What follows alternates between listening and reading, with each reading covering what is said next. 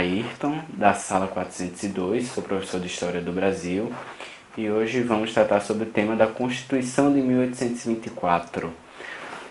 Essa Constituição é uma Constituição importante porque vai ser a primeira Constituição do Brasil, mas para entendermos ela, primeiro nós precisamos entender em que momento estava o Brasil.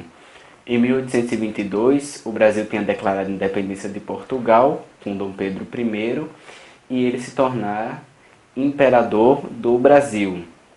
Entretanto, havia uma necessidade da criação de uma Constituição. Agora não seguiríamos mais as leis de Portugal, e sim uma lei nacional.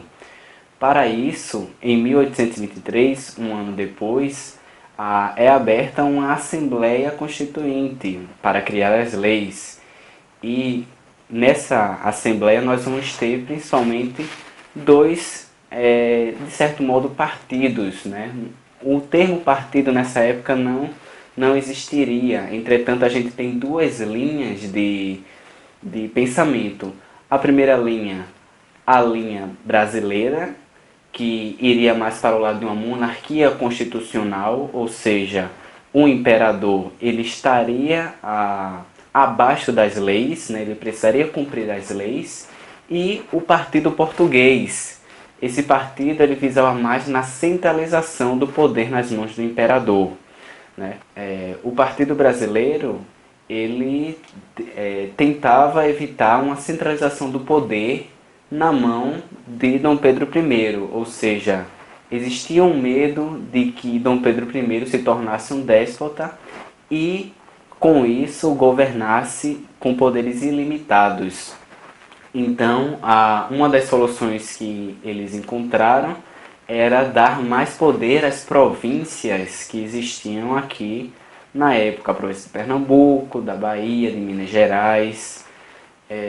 E do outro lado nós tínhamos o Partido Português, que desejava que essas indicações de governadores, essa autonomia das províncias, fosse feita não pelas próprias províncias, mas sim com o voto do imperador. Eles visavam uma centralização maior no poder de Dom Pedro I. Isso era principalmente porque eles temiam que as províncias se rebelassem e que nesse momento pós-independência o Brasil se fragmentasse em vários outros países, como ocorreu na América Espanhola. Ambos os lados eles tinham um acordo em comum, que seria justamente, primeiro, a manutenção da escravidão, pois as pessoas que ali estavam criando as leis eram, em geral, uma elite escravagista, né? Uma elite que ainda dependia dos escravos para a sua economia. E a unidade do território nacional. Nenhuma das pessoas que estavam ali tinha o interesse de fato de separar o Brasil em vários outros estados. Em setembro de 1823, surgiu o primeiro esboço da Constituição do Brasil, que comumente nós vamos chamar de Constituição da Mandioca, visto que a mandioca seria utilizada como um termo para definir se as pessoas poderiam ou não participar das eleições do Brasil. Essa Constituição ela retirava grande parte do povo de qualquer tipo de representação eleitoral ou de poder participar da vida política. Bem, entretanto, essa Constituição começou a desagradar o imperador. Ele ficou com medo que seus poderes fossem bastante retirados, bastante contidos com essa Constituição. Então, o próprio imperador ele vai cercar a Assembleia Constituinte, né, em 12 de novembro de 1823, né, vai ser conhecido um evento como Noite da Agonia, e vai prender e deportar grande parte dessa Assembleia.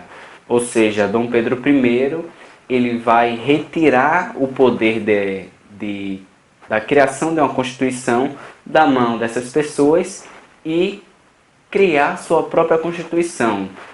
Com esse movimento, Dom Pedro vai compor um novo Conselho de Estado, todos eles vão ser nascidos aqui no Brasil, né? E em março de 1824 nós vamos ter, né, a primeira Constituição do Brasil, ou seja, a Constituição outorgada. É um termo diferente, outorgada, que significa basicamente imposta. Ou seja, nossa primeira Constituição não foi promulgada, não foi criada e votada por políticos, mas sim basicamente imposta pelo imperador Dom Pedro I.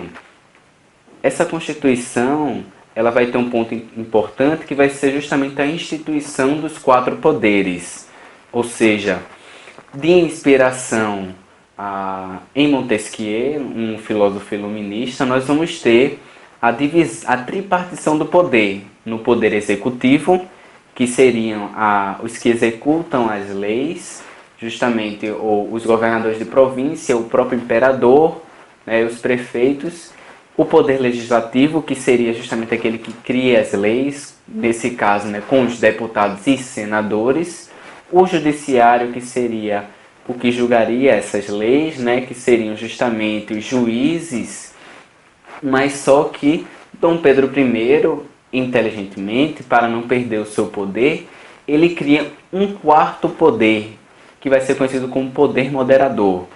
O que basicamente seria esse poder moderador? Seria um poder feito apenas para o imperador, onde ele poderia moderar em cada um dos outros três poderes.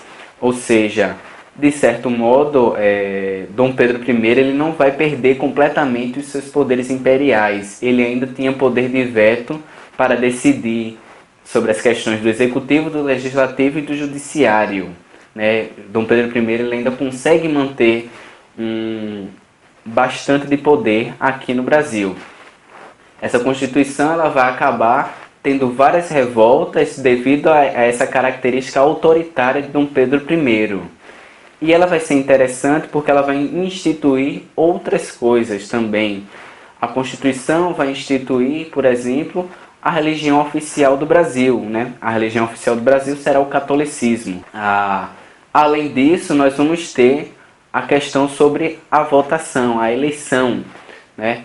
Ou seja, só poderia votar no Brasil homens acima de 25 anos com renda maior de 100 mil réis.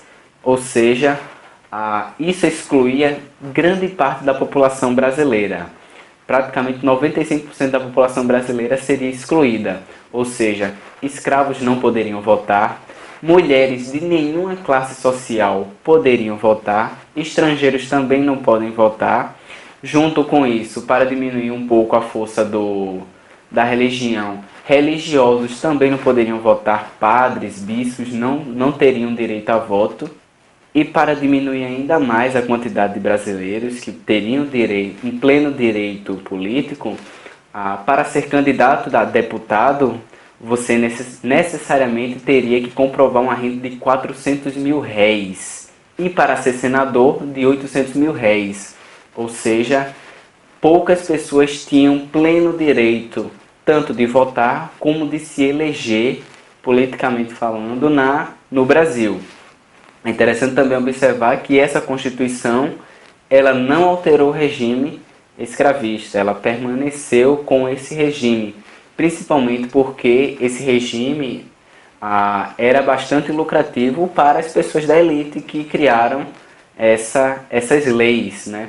Ou seja, Dom Pedro I tinha um apoio importante dos fazendeiros, né? que vai de certo modo ser um dos pilares da economia do Império. Bem, isso daí é um pequeno resumo sobre a Constituição de 1824. Se você gostou, deixa um like. Não deixa de comentar, para qualquer dúvida nós tiramos a sua dúvida. E se inscrever no canal, certo?